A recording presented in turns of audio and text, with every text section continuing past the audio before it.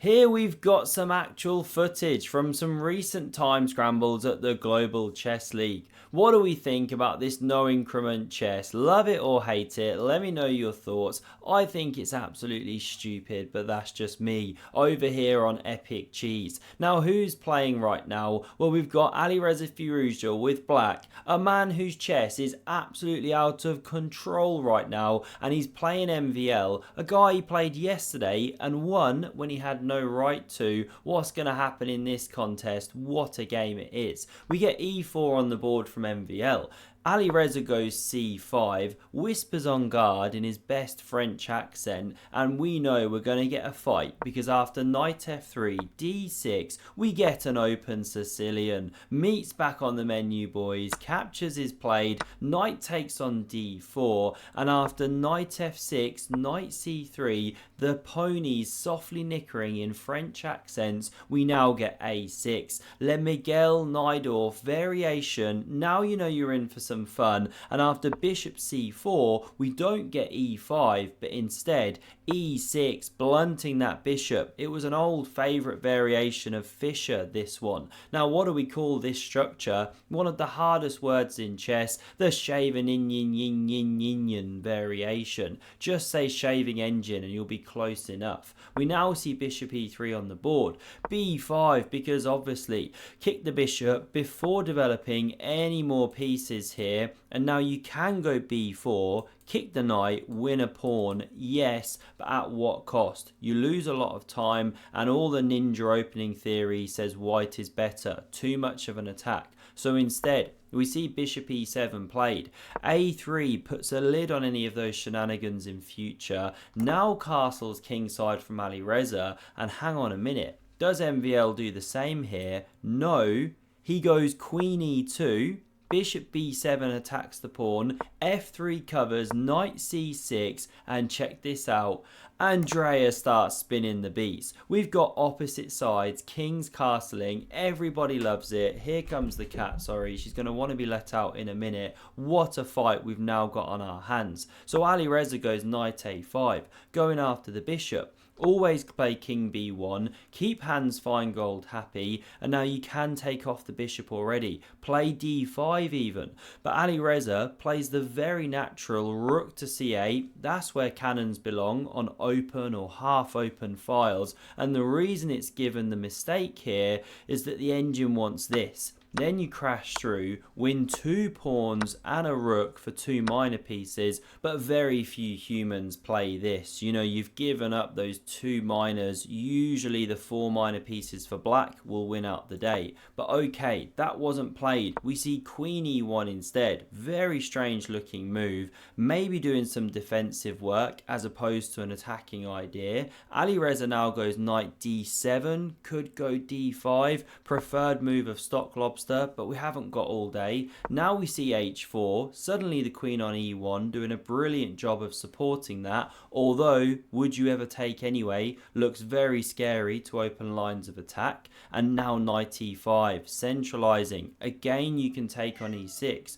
not played. I need to let the cat out. Okay, she's gone. Normally loves a recap, but I'm far too boring lately. Now after this move of knight e5, centralizing, h5 is now played, pushing on. We can't keep stopping for all these misses, mistakes. We'll be here all day. So knight ec4 was played, looming over the ramparts, and so Maxime drops back that bishop, does some defensive duties on the dark squares, and bishop f6. Very natural move. g4, Gary the debt collector banging down the door. They're a dying breed here in the UK. If you know a Gary, give him a hug. And now we get queen b6, converging on the centralized pony. So knight c to e2 covers the center, and now d5 for the high five. Kasparov rushes over, gives Alireza one. This is a great move usually in the Najdorf if you can achieve it. Liberate your whole position, open up your bishop pair,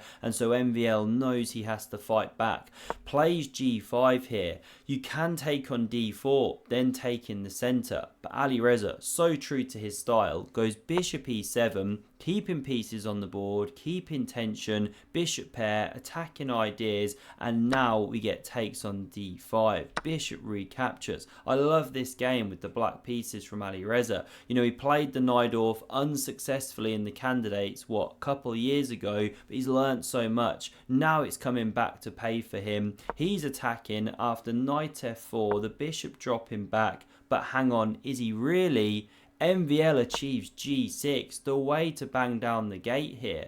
Now it's such a complicated position. h6 apparently best, but instead we get the immediate bishop f6 coming back, but now there's these amazing attacking ideas which MVL misses, again of crashing through here with this knight to open the rook. Here's a sample line. We're going to run with something main line here, king capturing, and h6 is just opening everything. You know, if g6 to keep lines shut, then the rook invades on d7. You're threatening to take here. The queen can join the party. This one's in the area. Very, very horrible. All the pieces lined up. So that was the way to go. But this was played so natural. Now you weaken to this pawn, you crash through, you've won a pawn. I mean, what a position for white, but rook e8 gives a tangible problem for white. The knight is pinned. This one's slightly better, hence this was given the mistake. But bishop c8 now freed up by moving that other rook. This knight's attacked, so queen g3 breaks that pin, looks at the black king, but it does give 2 minors for the rook now. You can start with bishop c8, but Alireza cashes in like this. Knight captures, queen takes back. We've got 4 minors against 2 rooks. Surely good for black, right? Well, hang on. Rook he1, excellent move. And look at the power of the white pieces.